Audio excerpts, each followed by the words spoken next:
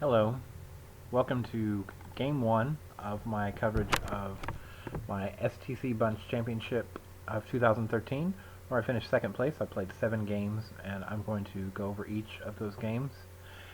This is the first game, and I opened it with e4. My opponent replied with the Caro-Kann defense. And against the Caro-Kann defense, I like to play the exchange variation, and then bishop d3 followed by bishop f4. This is called the Rubinstein variation, and it's very easy to understand the development ideas. Basically, white is going to play c3 to defend the d4 pawn and develop the g knight to f3 and the queen's knight to d2, followed by usually castling, and it's pretty easy to see the plans from there. We're going to go forward in the game and see what happens. Basically, knight c6, so we need to play c3 now. Bishop g4, attacking the queen. Could play knight f3 here, but generally it's a little bit better idea not to get involved with the pin and to kind of counterattack on the b7 pawn. So we can see this attack here, and basically this kind of gains a tempo here. This attack on the queen from the bishop here was a developing move with tempo, and this kind of counters that by attacking the b7 square. So it doesn't allow black to gain time. And what can happen then, generally speaking, is white will develop this knight next, and sorry about that, and then this knight here, which will prevent black from being able to take on f3 and double pawns here. So queen c7, or sorry, queen d7, in order to support the b7 pawn. Black's other possible move here is to play queen c8. And queen c8 is actually generally preferred here, I believe, and the big reason for that is if black plays queen d7, then this knight is eventually going to be on f3, and then further from f3 it will get to e5, where it will attack the queen, and the knight into e5 maneuver will come with tempo. So generally speaking, queen c8 is a little bit preferred because of that.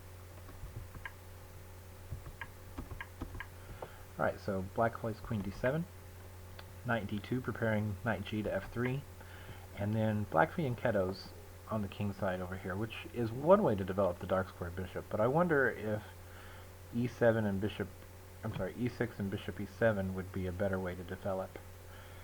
This way, the long diagonal is sort of closed off here. There's not much potential along this long diagonal. Basically, the dark square bishop only controls f6 here, which is even occupied by one of black's own pieces. So this diagonal is not optimal. Whereas if black plays e7, or e6, I did it again, e6 and bishop e7, then black's bishop has a little bit more scope. And you can see that it controls this diagonal, has the potential to come out here, and granted, a lot of these squares are contested by white, but it just seems to be more active. It has more potential, whereas this doesn't have, the other diagonal doesn't have much future.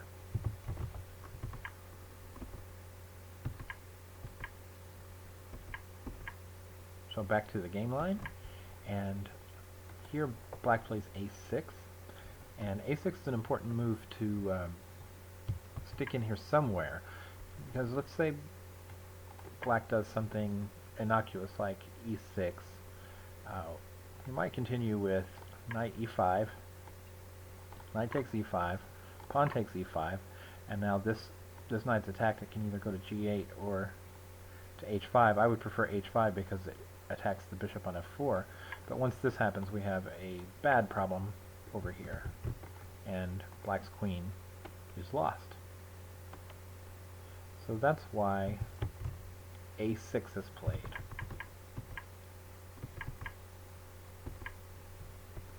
Alright, now white puts the question to the g4 bishop. It might appear that this is a good move. black has only a couple of places where it can move the bishop. Could also attack, or I'm sorry, capture on f3. Now, running over those options real quick, this just looks plain bad, blocking in the d6 square, or the d6 pawn, which, you know, probably at some point black is going to want to contest the center and advance that d6 pawn. Not necessarily, but this just looks awkward, A, because it blocks in the pawns, but B, because it doesn't do anything. There's no scope for that bishop at all, so it's just an awkward place for the bishop overall. The other spot is f5. Now, when I played h3, I discounted bishop f5 as a potential move for the reason of this variation. If bishop takes bishop and queen takes bishop, then queen takes b7, and white's up a pawn. Now, I do want to point out that white's bishop is under attack by the queen here, but so is black's knight. Therefore, if queen takes bishop, queen takes knight with check, also forking the king and rook. Therefore, this is going to be a big time advantage for white materially. So coming back to this line, the problem here isn't with queen takes bishop, it's with g takes f5.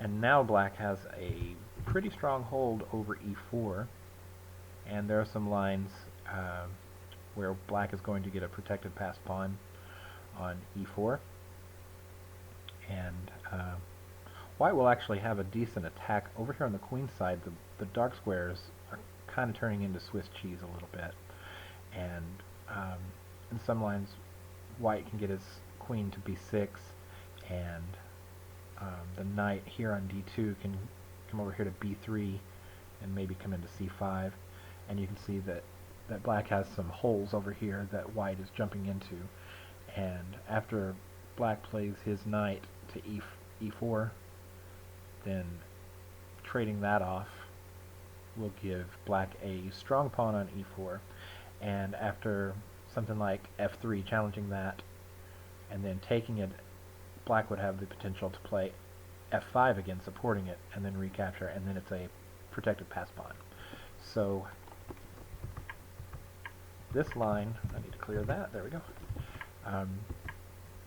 This line where black plays bishop f5 is not bad at all for black, and in fact is pretty competitive. Black, however, chose to swap bishop for knight, and now finishes his fianchetto process, and white jumps into e5, and after the capture, white puts the bishop, which is technically the bad bishop, the dark square bishop, on e5. The good thing about having that there is it's pretty active. It controls a lot of squares. It puts some pressure down a diagonal over here where there are 3 black pieces all lined up, and it can't easily be challenged without trading off a black's dark square bishop. And if black's dark square bishop goes, then all of these dark squares around the black king are going to be wide open. So black castles,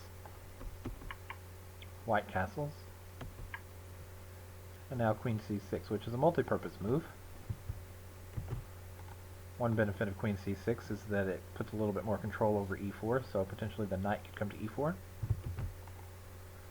And another purpose is it vacates the d7 square, and what the reason for that being important is that black-white might want to play knight d7, challenging the bishop on e5. So in order to deal with all of that, white could, one potential thing white could do is to play f3, point being to control the d4 square and keep the knight out of there. However, once white plays f3, then all of these dark squares are very weak.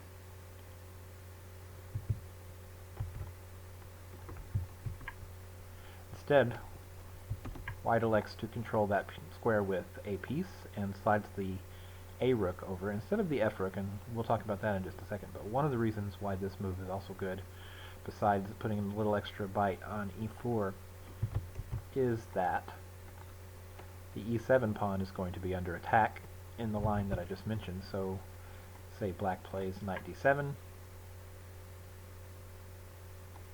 takes, and rook e7 wins the pawn.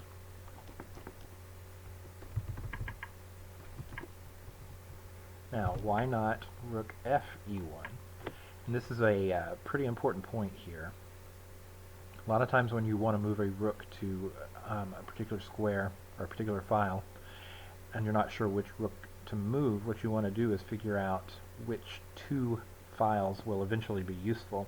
It's pretty unlikely that the A, B, C, or D files will ever become useful. But if you look at the F file, white could potentially want to push F4, F5, and have a lever to pry open the king side with F5. And if that were the case, a rook on F would be at least somewhat useful. So A, B, C, and D files are not really useful, F file potentially useful. Therefore, it makes some sense to keep the F rook at home and move the A rook over to E1. Oh, whoops, I didn't mention here that E6 is played because of the threat I mentioned earlier with knight D7, and after swapping bishops, then rook takes E7, so E7 pawn is shored up by playing it to E6. Now white makes a somewhat flexible rook move here. The rook could slide over to either F3 or G3, particularly rook to F3 could put a little bit more pressure on that knight. Kind of a one-move threat, but you know it could be useful at some point. But more or less, white is preparing to double rooks on the E file. Now that is a little bit at odds with the idea I just talked about, which is if white plays F4 and F5, then the rook will need to be here. But this move is all about flexibility. We'll see which plan is more appealing and will prove to be more useful in the near future, and when that happens, then the rook's positions can be clarified. Hopefully in just one move. After rook E3, then it would only take one move to either double or to just play F4, or even slide over the rook to F3 and put pressure on the knight. This move, rook AC8, is a little bit of a mystery. I think black needs to be looking for counterplay on the queen side in the form of B7 to B5, and potentially maybe even after A5, and then play B4, opening up the pawn structure on this C3 point. B5, B4, this is the lever that's going to open up. Now if white were to take C takes B4, then this file would be open, and these pieces would be positioned well. But if black were to play B4 eventually, and of course it'd have to be supported, but if black were to play B4 eventually and white didn't capture, then black may have to capture himself and play B takes C3, where white could just play C takes B3, and now this file's not open, but this one would be open. So these pieces wouldn't necessarily be misplaced because it would want to be putting pressure on the backwards C3 pawn. In that case, this pawn would be backwards. So it's not terrible, but I'm not sure it's ideal. And I'm also not sure that the rook that should have been moved to the C file, if either of them was, for reasons similar to what I said earlier on the E and F file, the F rook might belong here instead of the A rook.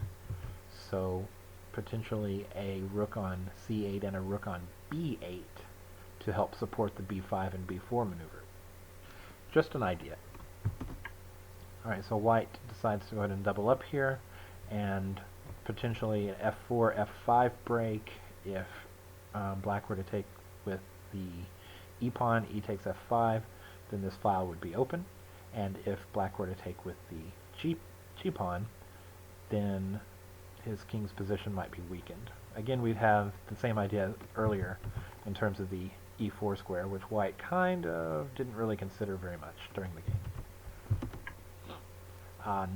I guess this is just to counteract basically what I said, f5, and then if e takes f5, then black is contesting, at least contesting the open file here. Not sure there's much point to that move other than that. And so white goes ahead and tosses the f4 pawn out there. Natural lever. The only other lever would be h4 and h5, which white's going to have a hard time really pulling off an h4 and h5 lever because the knight protects h5. Now the other problem here is that this lever is a little harder because there are two pawns protecting the key square of f5. So white's idea here is if f5 it gets played once again, if e6 takes, it's a little bit harder for black to take with the e pawn because white's already lined up on that file, and if g takes, then white's accomplished one of his goals, which is opening up the g file for attack, and the e3 pawn or e3 rook can slide over to g3. So knight h5. Now here we have the line that, or the idea that black has probably been wanting to play for a while. Get rid of that bishop on e5. So knight h5 blocks the h file. So now we don't have really the idea of h4, h5 anymore. Allows for this exchange here. So white can either decide to make the exchange himself or let black do it. If he lets black do it, then he gets the choice of how to recapture. If he does it himself, then maybe the knight can come back here and show you a potential line here. The knight can come back here, and now the knight protects both of those key attack squares instead of just blocking one of them or black only attacking one of them or protecting one of them. So white decides instead to push the knight away and allow black to capture himself. And once black captures, white captures with the f pawn, opening up the f file, and now we have a backwards pawn on an open file. This knight's going to have to move, and our h4, h5 lever is going to become a reality once again. So the knight comes back here to h7. Potentially, there was also knight f4 attacking the bishop here. However, if white just retreats the bishop and keeps it for future, what does the knight now do? Can black anchor it in with g5? Not really sure.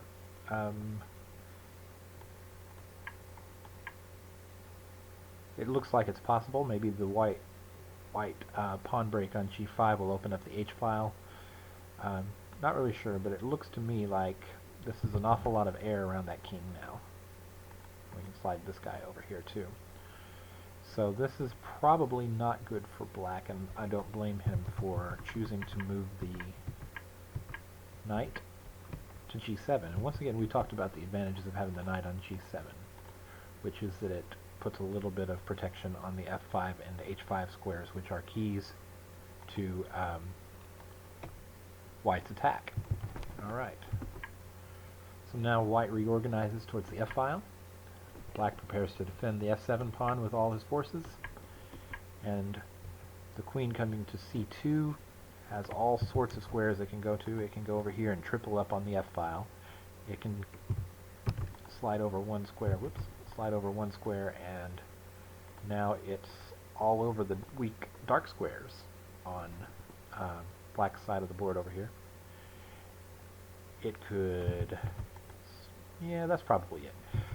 If it comes over to the f2 square, it could also swing up to h4 and kind of infiltrate in the same way. Right, so black says you're not getting f7. white comes to a somewhat flexible square. Once again, he can come here, and he's also tripled up here. So it's not actually the ideal square here, because this diagonal is actually a little bit more important for white to be on. But it's an aesthetically pleasing square because of the tripling on the F-file. So that's probably the trap that I fell into on that move. Alright, so proceeding with the plan here, the H4, H5 break is now coming, and after white captures, after black pushes to H5 to stop it, and we exchange, now the knight is blocking on H5. Alright, Queen E3 kind of admits the error from earlier, and now white is on this key diagonal, wanting to infiltrate to either H6 or G5, somewhere in there, and from G5 maybe even over to F6. Who knows? The black position is so full of holes, and it's not easy for the black queen to get over there to... How many moves it would take? It would take 2 moves for black's queen to even contest simply these 2 squares, let alone this one. To get over there, it would take 2 moves of a different type. So black tries to, stave off the infiltration the best he can with just the king, which is really the only defensive piece that they can get over there easily.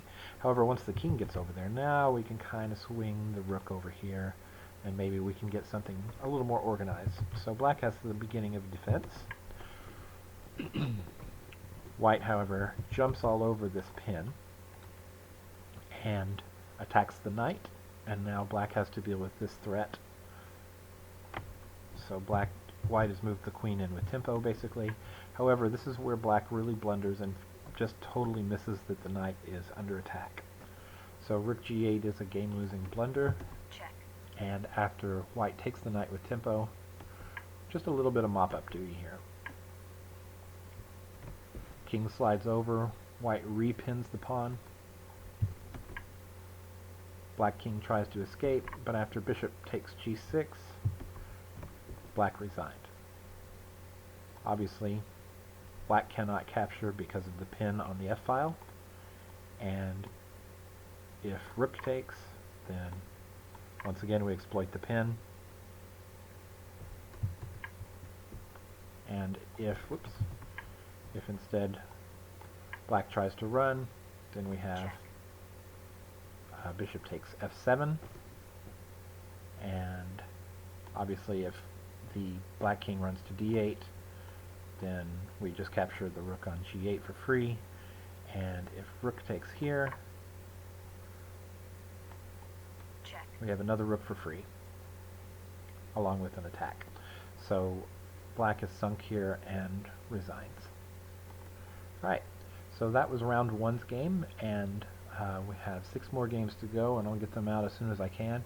You can look at a more detailed analysis with some variations I mentioned, with some variations I didn't mention, and with most of the stuff I talked about. You can see a printed out analysis on my blog, which I'll have a link to in the description, and also on my chess.com blog, which I might link to in the description, but if you know who I am on chess.com, then you probably have seen my blog already anyway. Alright guys, thanks for watching.